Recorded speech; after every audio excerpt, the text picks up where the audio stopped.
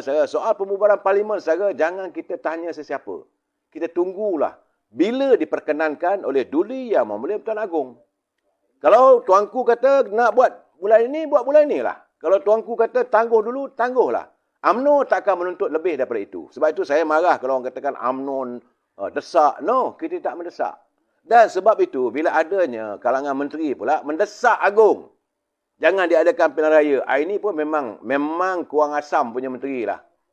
Bagaimana mereka tahu sepatutnya kuasa Duli Yang Mulia Pertuan Agong yang menentukan sama baginda nak memanggil pilihan raya ataupun tidak. Sama ada baginda nak membubarkan parlimen atau tidak. Tiba-tiba desak, tak mau adakan pilihan raya. Siapa kamu? Seolah nak mengajar pula Agong. Kesangkan mereka ada ketua mereka. Mereka ada Perdana Menteri. Hantarlah surat macam saya kata semalam. Bagi surat bantahan kepada Perdana Menteri. Macam pagi tadi. Berbalahlah sangat dalam mesyuarat. Setuju tak setuju. Ini tidak. Hantar surat pada Agong. Seolah-olah mereka nak mengajar Duli Yang Mulia Pertuan Agong supaya jangan bubar. Ataupun bubar. Mana boleh begitu? Kita ada salurannya, saudara. Dan kalau tuanku kata bubar, bubar. Kalau tuanku kata tangguh, tangguh. UMNO tetap akur dengan apa sahaja keputusan istana. Saya nak ulangi lagi balik, saudara. Waktu berlakunya langkah Sheraton, kehancuran Kerajaan Pakatan Harapan, UMNO dah awal-awal tuntut diadakan pilihan raya. Tapi istana mengatakan jangan dulu. Kerana tak sesuai. Ekonomi tak baik. Fikir apa masa itu. Adanya COVID-19 dan sebagainya. UMNO akur. Sebab itu lantik Tan Sri Muhyiddin. Dengan janjinya lepas 6 bulan, maka diadakan pilihan raya. Tapi Tan Sri Muhyiddin tidak mahu meneruskan usaha diadakan pilihan raya. Sebagaimana yang dijanjikan. Akhirnya UMNO tarik sokongan.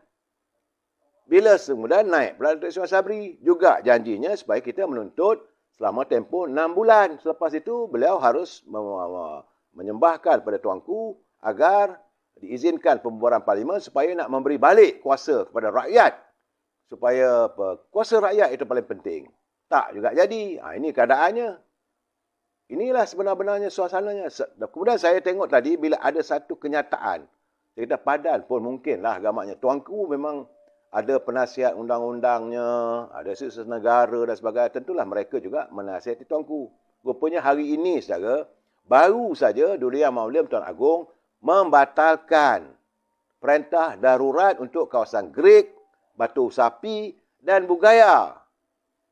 Baru saya kata, macam mana nak bubar parlimen? Kalau 3 kawasan parlimen itu masih lagi belum dibubarkan dia punya perintah darurat.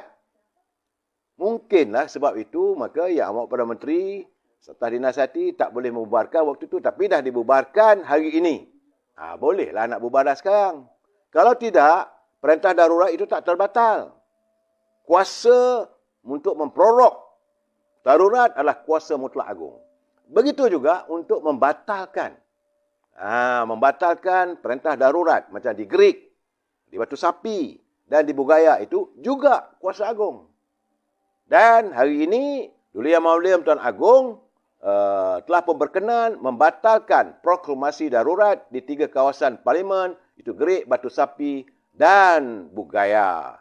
Jadi menurut Warta Kerajaan Persekutuan yang disiarkan oleh Jabatan Peguam Negara, Ordinan Darurat atau kuasa-kuasa perlu nombor 3, itu pembatalannya dimasyhurkan oleh Sri Paduka menurut Fasa 2B Perkara 150 Perlembagaan Persekutuan. Jadi jelas waktu itu, pemasyhuran pembatalan proklamasi darurat itu dilaksanakan di Istana Negara semalam. Barulah boleh nak buat pilihan raya. Kalau tidak, tak boleh. Saya kata, this is the answer. Kerana, jangan lupa saudara, proklamasi darurat ini pada 12 Disember 2020, Sri Paduka Baginda di bawah Pasal 1 Perkara 150 Pelanggar Persekutuan berkenan mengeluarkan suatu proklamasi darurat dinamakan Ordinan Darurat Kuasa-Kuasa Perlu di 3 parlimen. Itu pada 12 Disember 2020. Dan sekarang dah diangkat, dah tak ada dah. Jadi, nak buat pilihan raya, boleh.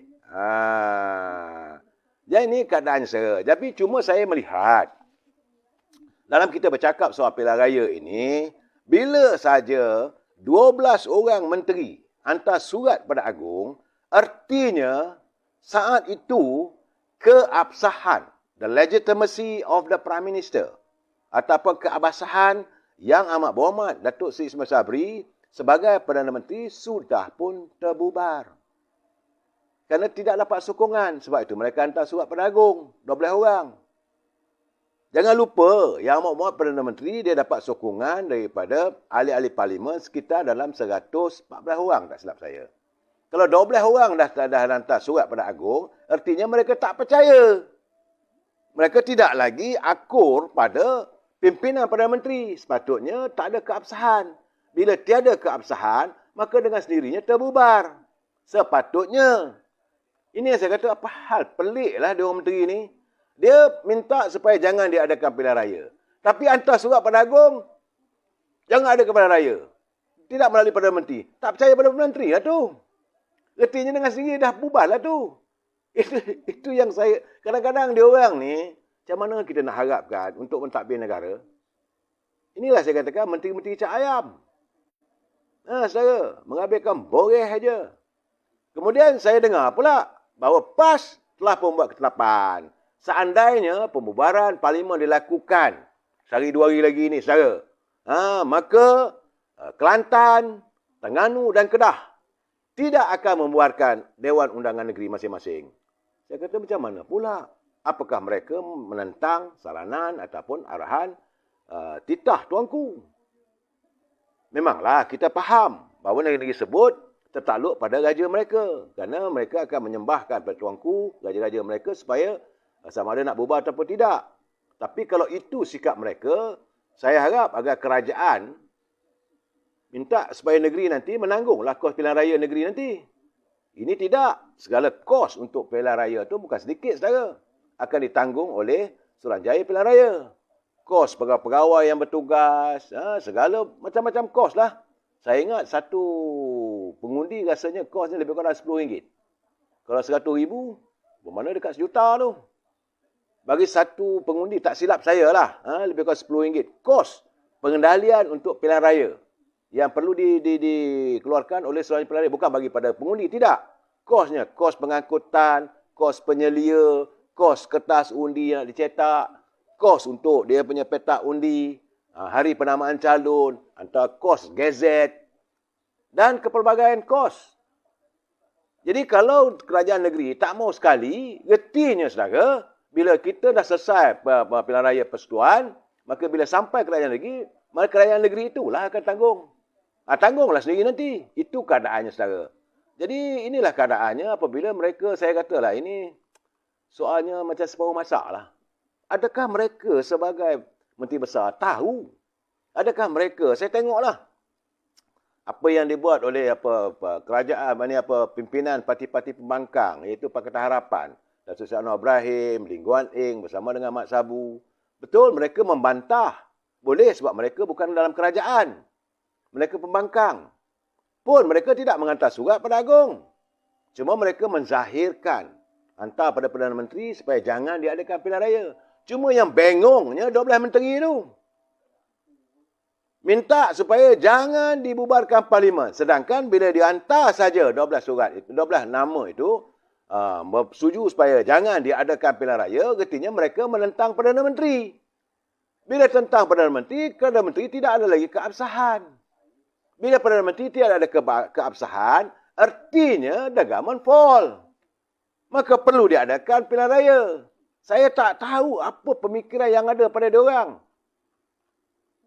Dan sekarang ni, saudara, saya melihat sebenarnya bahawa contohnya dalam keadaan sekarang ini, parti-parti yang akan bertanding, saya nampak yang paling terkesan sekarang ini adalah Parti Pribumi Bersatu.